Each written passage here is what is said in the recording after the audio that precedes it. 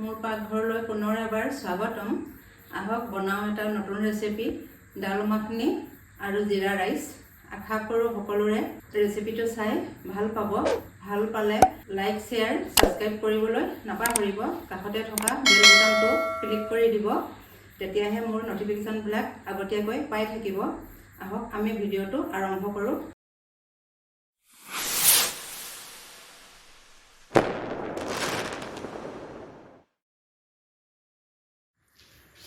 দাল মাখনি বনাবৰ বাবে মই মাটি দালি লৈছোঁ। এইটো গোটা মাটিমাহটো লৈছোঁ, মই অভাৰনাইট তিয়াই ৰাখিছিলোঁ।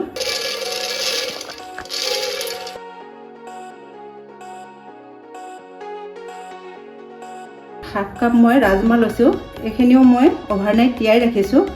আপোনালোকেও এনেদৰে দাল মাখনি বনাবলৈ হ'লে অভাৰনাইট তিয়াই ৰাখিব। যদি সময়ৰ সুবিধা নহয় তেতিয়া আপোনালোকে গৰম পানী দিও তিয়াই ল'ব পাৰে, কিন্তু ৰাতি তিয়ালে খাবলৈ বেছি ভাল হয়। মই পানী দিছোঁ, পানীটো অলপ বেছিকৈ দিব যিহেতু মাটিমাহ সিজিবলৈ টাইম লয়। এচামুচ মই হালধি দিছোঁ, দুটা মই তেজপাত দিছোঁ, এটা মই ডাঙৰ ইলাচি দিছোঁ, এটুকুৰা মই দালচেনি দিছোঁ আৰু কেইফুটা মই গোটা ৰচুন দিছোঁ। এচামুচ মই নিমখ দি দিছোঁ। এতিয়া কুকাৰটো মই কভাৰ কৰি দিছোঁ। এয়া মই গেছটো অন কৰি দিছোঁ। 10টা চিটি মাৰিবৰ বাবে মই দিছোঁ। দালিটো ঠাণ্ডা হোৱালৈকে আহক আমি জিৰা ৰাইচটো বনাই লওঁ। জিৰা ৰাইচ বনাবৰ বাবে মই এটা নন ষ্টিক কুকাৰ পাতি দিছোঁ। ইয়াতে মই ডাঙৰ চামুচেৰে এচামুচ মনোৰমা ঘি দিছোঁ।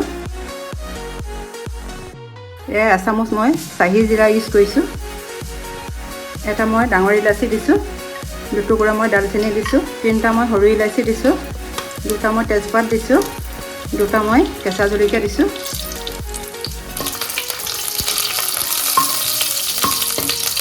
চাহী জিৰা দিলে খাবলৈ খুব ভাল হয় আৰু তাৰ ফ্লেভাৰটো বহুত ভাল আহে। এতিয়া মই বাচমতি চাউলখিনি দি দিছোঁ আৰু মই 3 ঘণ্টাৰ বাবে তিয়াই ৰাখিছিলোঁ। মই 2 কাপ চাউল ইউজ কৰিছোঁ। ইয়াতে চাউলখিনি এনেদৰে 2 পৰা 3 মিনিট ভালদৰে ভাজি ল'ব।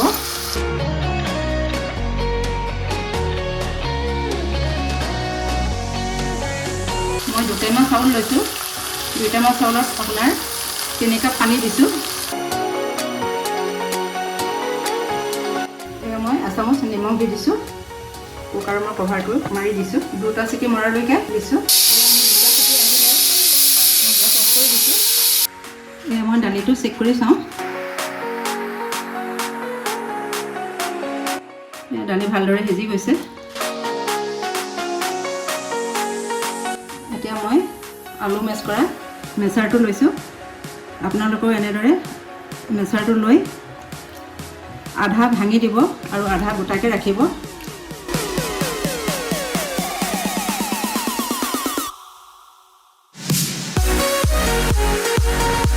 মই 2টা ডাঙৰ চাইজৰ বিলাহী লৈছোঁ, স্কোৱাৰ শেপত কাটি লৈছোঁ। আপোনালোকৰ যদি বিলাহীটো সৰু চাইজৰ হয় তেতিয়া আপোনালোকে 4টামান দিব। মোৰ ডাঙৰ চাইজ কাৰণে মই ডাঙৰ 2টা দিছোঁ। যদি বিলাহী নাথাকে আপোনালোকে টমেটো পিউৰিও ইউজ কৰিব পাৰে। এয়া মোৰ বিলাহী পেষ্ট কৰা হৈ গ'ল। দাল মাখনি তেল মাৰিবৰ বাবে মই এখন নন ষ্টিক পেন বহাই দিছোঁ আৰু ইয়াতে মই অলপ ৰিফাইন অইল দি দিছোঁ। ৰিফাইন অইল দিলে মই বাটাৰ দিব লাগিব, যিহেতু বাটাৰটো জ্বলি নাযায়, সেইবাবে মই অলপ ৰিফাইন অইল দি লৈছোঁ। এতিয়া এচামুচ মই বাটাৰ দি দিছোঁ।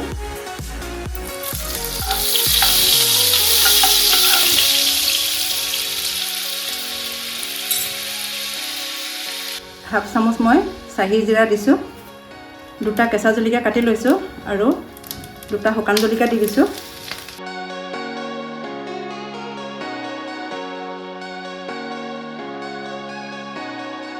মিডিয়াম চাইজৰ মই 4টা পিঁয়াজ স্কোৱাৰ শেপত কাটি লৈছোঁ। এতিয়া মই পিঁয়াজখিনি দি দিছোঁ।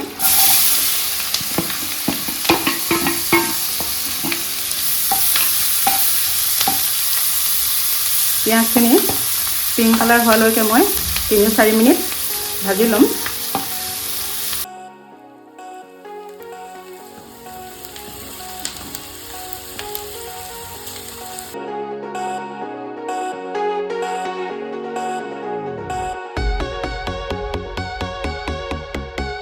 এয়া মই হাফ চামুচ হালধি দিছোঁ। জিৰা দিছোঁ হাফ চামুচ, ধনিয়া দিছোঁ হাফ চামুচ, জলকীয়া গুড়া দিছোঁ হাফ চামুচ, এয়া আদা ৰচুনৰ পেষ্ট দিছোঁ মই এচামুচ, এয়া নিমখ দিছোঁ মই। যিহেতু নিমখ মই দালিখিনি বইল কৰোঁতে দিয়া আছিলে, এতিয়া মই হাফ চামুচ ইউজ কৰিছোঁ। আৰু হাফ চামুচ মই গৰম মছলা দিছোঁ। এতিয়া মই পেষ্ট কৰি থোৱা বিলাহীখিনি দি দিছোঁ।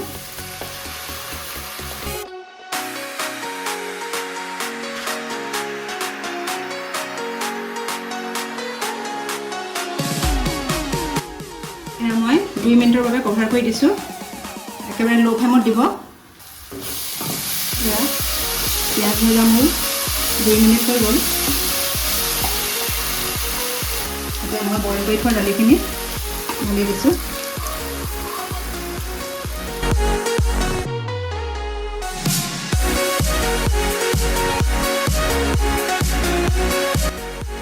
এয়া মই অলপ পানী দি দিছোঁ। এতিয়া মই ল' ফ্লেমত 15 মিনিটৰ বাবে কভাৰ কৰি দিছোঁ।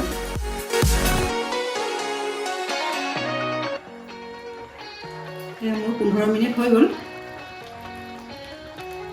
এয়া মই কষ্টুৰি মেথি লৈছোঁ। এনেদৰে হাতেৰে ক্ৰছ কৰি দিব, তেতিয়া ইয়াৰ গোন্ধটো ভালদৰে ওলায়। এয়া মই ফেচ ক্ৰীম লৈছোঁ। আপোনালোকৰ যদি ঘৰত ফেচ ক্ৰীম নাথাকে, আপোনালোকে গাখীৰো ইউজ কৰিব পাৰে। ক্ৰীম দিলেহে খাবলৈ বেছি ভাল হয়।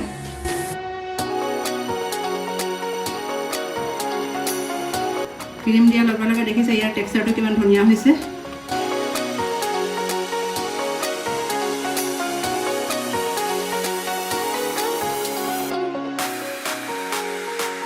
এতিয়া মই ডাল তড়কা মাৰিবৰ বাবে এখন ডাল তড়কাৰ পেন বহাই দিছোঁ। ইয়াতে অলপ মই ৰিফাইন অইল দি দিছোঁ। 1 চামুচ মই বাটাৰ দি দিছোঁ।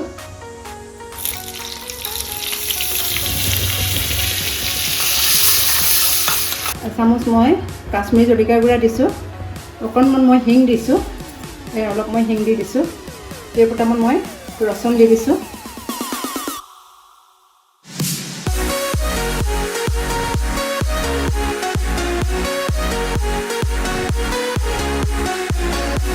এয়া মোৰ তড়কাটো ৰেডি হৈ গৈছে। এতিয়া মই দি দিছোঁ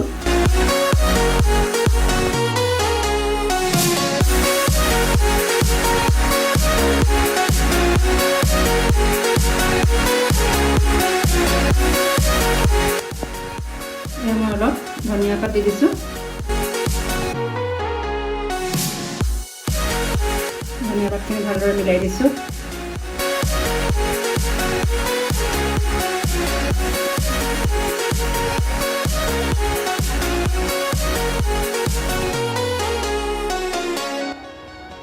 এয়া মই স্মকি ফ্লেভাৰ আহিবৰ কাৰণে এটুকুৰা কয়লা জুইত গৰম হ'বলৈ দিছোঁ।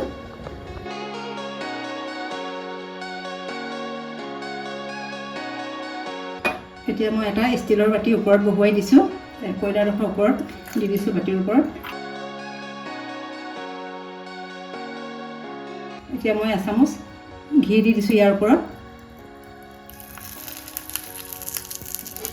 এতিয়া মই কভাৰ কৰি দিছোঁ। কয়লাৰ ঘিউ মিলি যিটো স্মক ওলাব, এইটো ফ্লেভাৰটো খাবলৈ বহুত ভাল হ'ব। এই স্মকি ফ্লেভাৰটোৱে আপোনাৰ সম্পূৰ্ণ টেষ্ট চেঞ্জ কৰি দিব। এতিয়া মই কয়লাৰ বাতিটো আঁতৰাই দিছোঁ। এয়া মই জিৰা ৰাইচটো চেক কৰি চাইছোঁ। এয়া দেখিছে জিৰা ৰাইচ বৰ ধুনীয়া হৈছে। এতিয়া মই ইয়াৰ গোটা মছলাবিলাক আঁতৰাই দিছোঁ। গোটা মছলা খাওঁতে মুখত লাগিলে ভাল নালাগে, সেইবাবে মই আঁতৰাই দিছোঁ। এতিয়া মই ওপৰত অলপ ধনিয়া পাত দি দিছোঁ। ভালদৰে মই মিলাই দিছোঁ। ডাল মাখনি জিৰা ৰাইচ প্লেটিং কৰিলোঁ। ভাল লাগিলে লাইক কৰিব, ছাবস্ক্ৰাইব কৰিব, কাষত থকা বেল বুটামটো টিপি দিবলৈ নাপাহৰিব।